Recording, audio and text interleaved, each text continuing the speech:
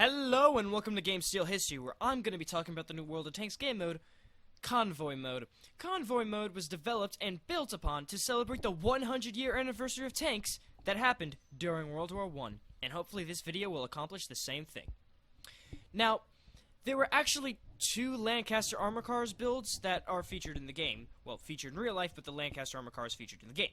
Now, the 4x2, which is the one actually in the game, and then there's a 6x4, which features 6 wheels instead of 4, and was used during the interwar period between both world wars in the 1920s.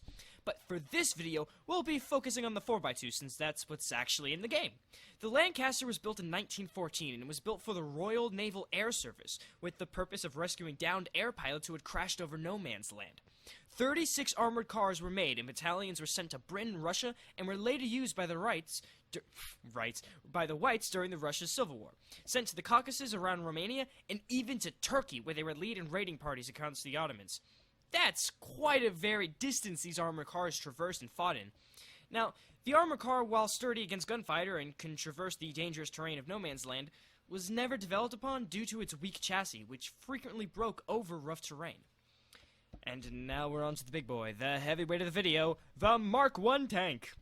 Now, the Mark I tank was developed and produced in 1916 as a way to break the stalemate of trench combat.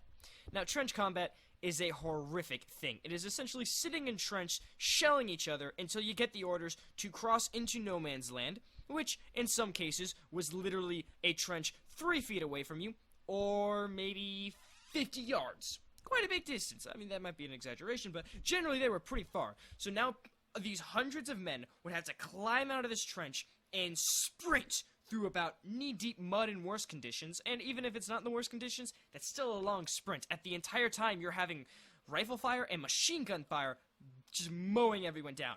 Then if you get close enough, you might be able to cut through the barbed wire to then jump into the trenches to deal with hand-to-hand combat.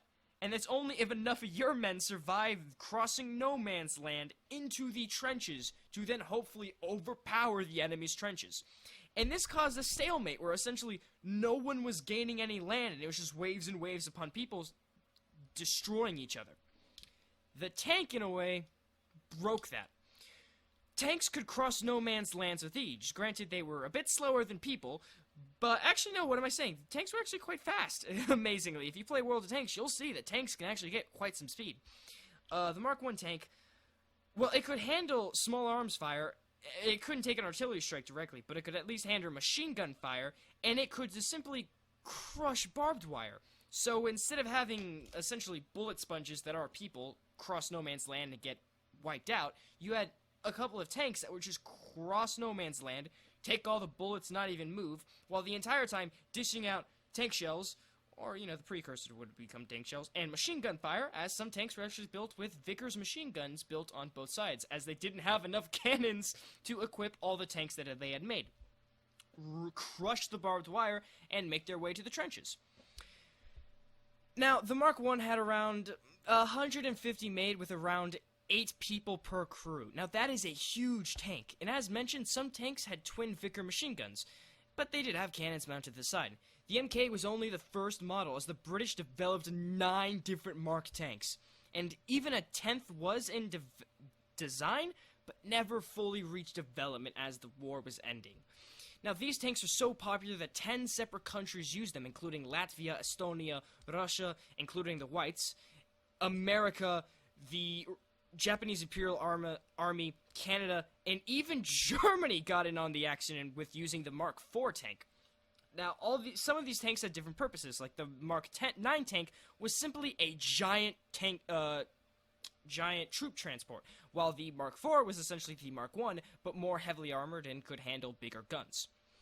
And on to the next section, which is where I'd like to commend the World of Tank designers for their level design, including details such as, well, the barbed wire, the deep trenches with huge wooden supports on the walls, the heavy bunkers, and even the opening screen does a great job of capturing trench combat and World War I, as it shows a blackened ground and a biplane crashing down. These were the only planes seen around during World War I. It also truly captured the hellish landscape that was World War I.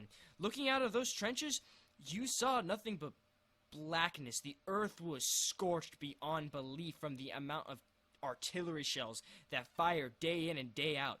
The trees were gone. They were essentially these pillars of dead bark that stood erect with no leaves and no branches. It truly was a horrific sight.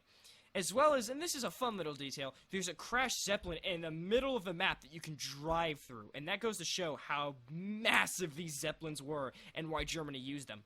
Because they were just terrifying to see. If you saw that thing in the sky, that is definitely demoralizing. Especially if it's flying over your city, dropping bombs upon you.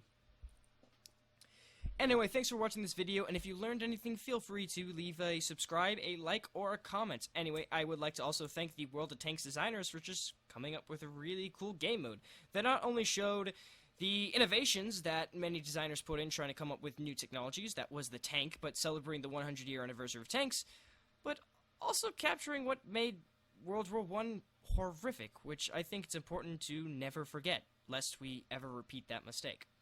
Anyway, as always, thanks for watching, and see you guys next time on whatever I post to this channel.